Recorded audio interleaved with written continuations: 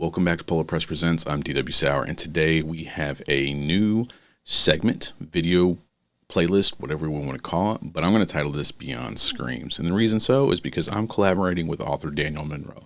You need to check him out on his YouTube channel, Penbrook's Own, and you also need to check out his writings as well. He just announced his third book in a series will be coming out soon called Insidious Valor. But you also need to check out his first two in that series, The Taste Beneath and Diseased Intentions. So go take a look at those two as well. But make sure you subscribe to him on YouTube. His Beyond Fiction segment is the reason why we're here for this collab. That segment is absolutely amazing. It's got some very dark episodes, not going to lie on that. And this one is going to be just as dark. Daniel warned me ahead of time that this script is a dark one. But he presents about some natural disasters as well. So he does a bit of mix with things that, well, of course, the natural disasters can be pretty sad too, but it's not just murders or things like that. But check those out. His gaming videos are great. He usually goes over things like movies and just kind of from day-to-day stuff with that too, but they're great. So go make sure you subscribe. Go check out his books. I'll put all of his information down here in the bio description and all that good stuff. Now, as I said, fair warning, Daniel did advise me that this script is a bit dark. So at any point throughout this reading, if it becomes too much, stop listening. Viewer discretion is going to be advised here. I don't know what I'm getting into. Daniel and I both agreed that we're just going to read each other's script blindly. Now, I will admit the odds are that this video is going to have a lot of editing done. And the reason is I am terrible at reading from scripts. I tried it with my power trip video, and if you look at that intro, I think you can tell how terribly it was. That intro was just awful. I was going over some recommendations like, hey, give some background and bio, and so I had some stats on the screen, and I was trying to read that stuff, and then I just kept tripping over myself, and it was awful. So I'm going to do my best to make sure it does appear that I read it all at once, and it is a fresh, like, one-time read thing. So hopefully you enjoy this, and my apologies if there is some editing involved that makes it look a little bit choppy, but I'm going to do my best to make sure that everything flows as well as possible. But I'm really excited to get this going, even though it is fair warned to be dark. But Daniel does a great job with these scripts, so I'm looking forward to get going. The Protected Child Killers. At this very moment in time, in Britain, there are two men hidden in our society. Two men who you're not allowed to identify or pass on any identifying features of theirs to anyone. This is not a joke. This doesn't necessarily mean just photos or images across the internet. It's as serious as if, well, imagine this fake scenario.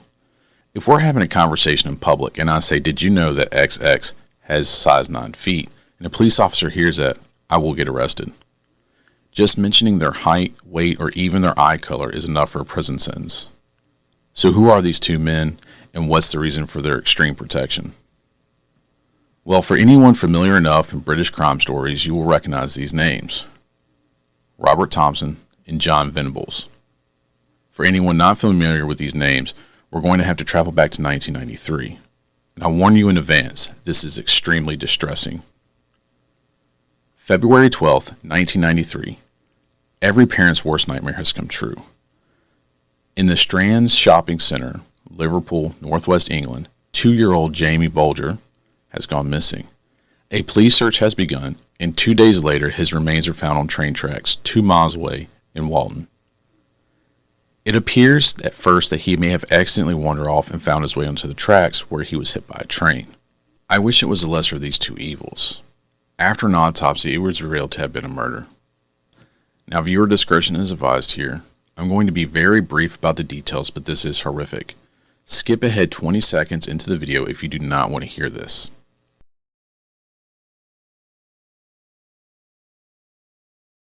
The autopsy showed he had been repeatedly punched, kicked, and stomped on. A tin of modeling paint had been thrown into his eyes. Batteries were forced down his throat and up his anus. A piece of railroad track had been dropped on his head, leaving multiple fractures. Then his unconscious body had been laid across the tracks where an oncoming train had dissected it. I don't need to tell you that this shocked the nation, and a manhunt began immediately. The shock wasn't finished yet. After the suspects were caught via CCTV footage and witness statements, their identities were released. It wasn't two men who had done this. It was two 10-year-old boys. Two preteens had done all this horrific brutality to this 2-year-old boy. Robert Thompson and John Venables. Now, I've never thought I'd live to see the day when hordes of people would beg for the blood of two 10-year-old boys, but I still remember seeing it on TV. Anytime someone caught wind of where the two culprits would be, whether going from the police station to another or to the courthouse, the people of Liverpool showed up in thousands to try to intercept the convoy.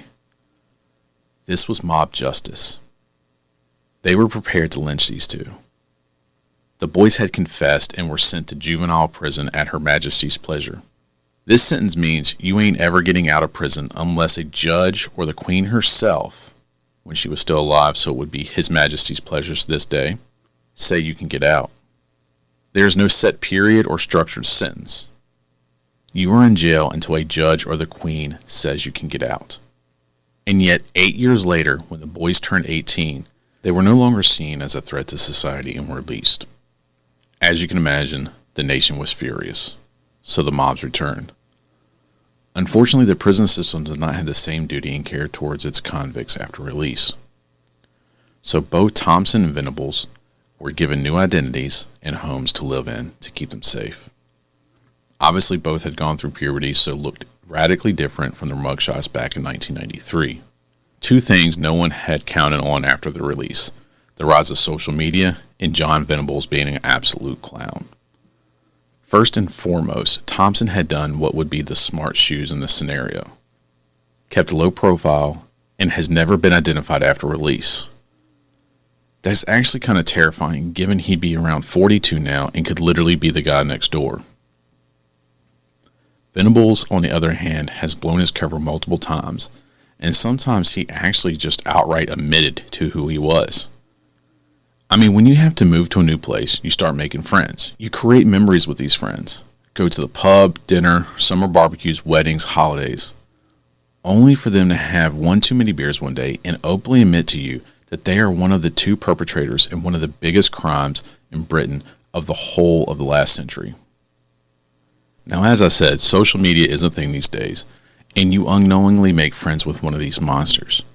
You share good memories, even let them near your family. But what do friends do a lot these days?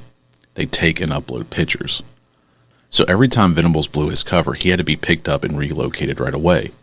The news would get a hold of it, then the news shares the stories of the location, and then the moms begin working through all the Facebook profiles in that area. There are many pictures of him out there, but I warn you, do not look at them, and definitely do not share them. You will be arrested and your social media will be deleted, particularly in Britain. Many people have done sentences for sharing images of both. Venables had been hunted and scoured out harder on the internet, not just because of the public's undying hatred for what he did, but also because 2 times he had been located, his hard drives were recovered, and guess what kind of illegal, forbidden, and disturbing images were found on there? This man is still a danger to people and children. Thompson, on the other hand, and as previously mentioned, has done the sensible thing and kept his presence and true story under the radar. Now, this may seem somewhat normal, but I actually think it's 10 times more terrifying. Let me explain. Just recently, I've watched something on Amazon by the name of Detainment. It's a dramatization of the following weeks after the boys were arrested and based off the tapes from said interviews. Now, why this is scary is because these accounts and what you are seeing are actually true. To put into context, everyone in the UK has believed Venables to be the leader of these two, the sort of bigger boy who coaxed the other into his plan and has grown up to also be a druggy pedophile too. That's what we know about Venables. Thompson, however, has been shown to be cold, firm, and self-preserving. If he was good enough to keep his true identity hidden for 20 years, what else he could be up to that no one knows of? At the end of the day, these two have been given another chance in life after brutally taking another. So why go through the effort to protect them after everything and all this long? Mistaken identity is why. A few people have tried to post and claim they know who Venables and Thompson are, in an attempt just to hurt someone that they don't like. It's true, and this has happened a couple times. So all in all, after one of the most horrific things to ever occur in British history, there has never been any resolve or justice felt, and no closure either. All we know is that the possibility you could be rubbing shoulders with someone whose name makes your blood boil is very real. They're protected by a system that has failed, and Jamie's parents are still trying to do this today, trying to get their son's killers' identities out to the safety of the public. We can only hope Jamie is at rest, because unfortunately his parents aren't. A 30-year torment protected from them by people who would rather arrest you for a mean tweet. Just remember, even describing Venables or Thompson's eyebrow color is enough for you to go to jail.